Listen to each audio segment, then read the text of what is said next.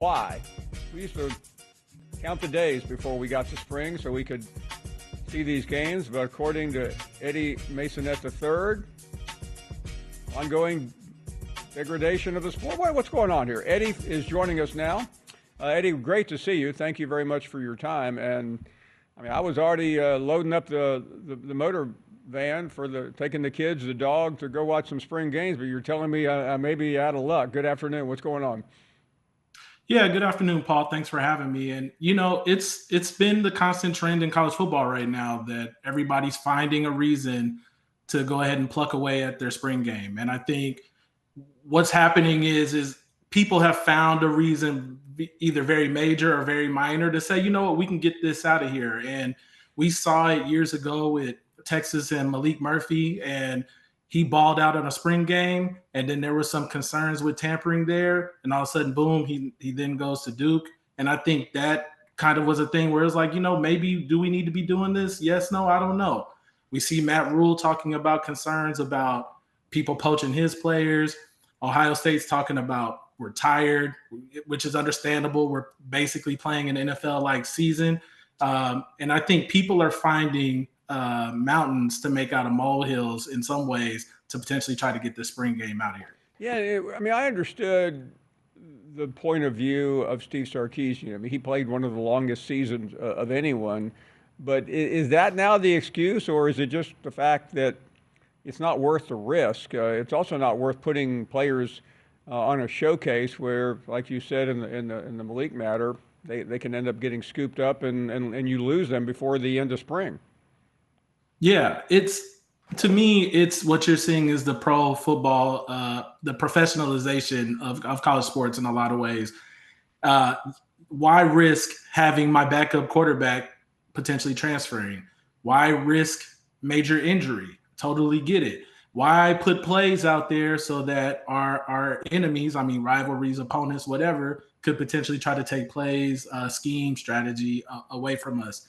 And I think you're seeing that friction of what is the real benefit versus like for the good of the people, our fan base that's spending hundreds, thousands, tens of thousands of dollars to root these 18 to 22-year-olds, give or take, to watch. The spring game has been an annual tradition for a lot of people because that was the actual reason, actual opportunity, I should say, for people to actually be able to get a personal moment with this team.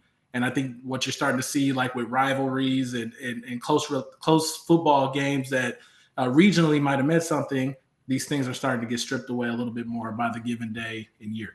Eddie, there's so many other things getting stripped away too. And while I have you, I mean, you're out there in Houston, which it's part of the SEC now, I guess, if you want to stretch that rubber band all the way across the South, and certainly the largest city that probably follows the SEC on a regular basis. Just your thoughts on what's been going on, especially recently, with the idea that the Big Ten and the SEC are essentially trying to push down the throats of everybody else, giving them 4 automatic qualifiers into the college football playoff.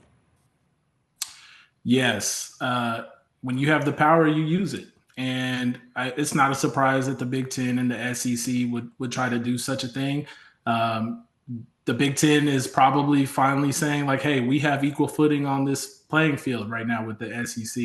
And I think they're going to go for a power grab as much as possible because they can look at Indiana and say, if we can get Indiana into the big dance, then that's going to bring up the value of our entire conference. And I think when you start looking at, Texas was there, Georgia was there, you start looking at the fact that Oklahoma risked a lot to try to go into the Big 12. And you see the rising programs that really want to get a payoff on their investment and everything they're pouring into these programs.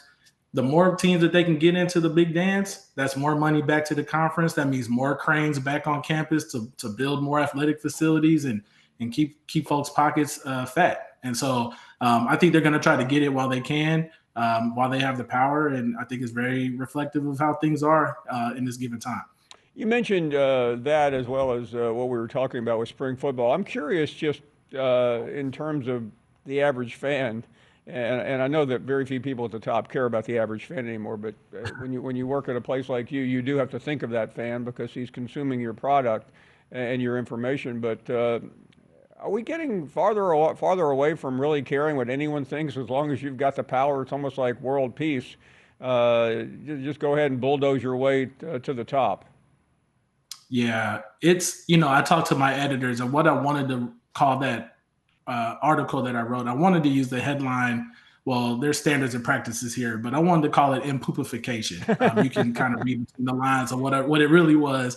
But what you're just seeing a continued degradation of the things that we hold and value the most. And I think the one thing that I put in the story is like, as a sports fan, I understand the transaction. Like, hey, you're going to try to pull at my money. Hey, like if these things are going to continue, I'm going to need a third, fourth, fifth, sixth subscription to watch football on a given platform. I understand it. And I think as these things continue to erode, though, what we do know is younger sports fans don't watch sports nearly as much as they used to. It is more difficult to go watch games. Obviously, the cost of entry into a stadium, a subscription, all of these things are going up. And, you just wonder, when is the tipping point going to happen? And so I understand it. I don't think it's going to end anytime soon. I think we're going to have a 16 team playoff pretty soon, in my opinion.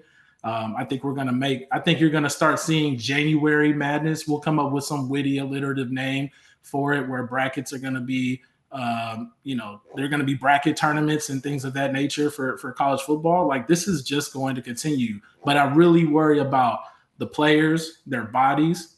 That's a big thing. They're trading on their bodies. Cam McCormick played 9 years, just finished his 9th year in Miami. I don't know if that's a good or bad thing. Maybe eligibility will continue to be loose so that these players can continue to play. But what I do know is that as these things continue, more and more people will be squeezed out, including Group of Five, and even I think some of the lower tier schools at the major Power Four schools. People are going to continue to get squeezed. Great stuff. Eddie, many thanks. Really good to have you on our program. Fantastic point of view. We'll take a short break here. We are off and running here on a Monday afternoon. Your phone call straight ahead. Let's chime in. Give us a call.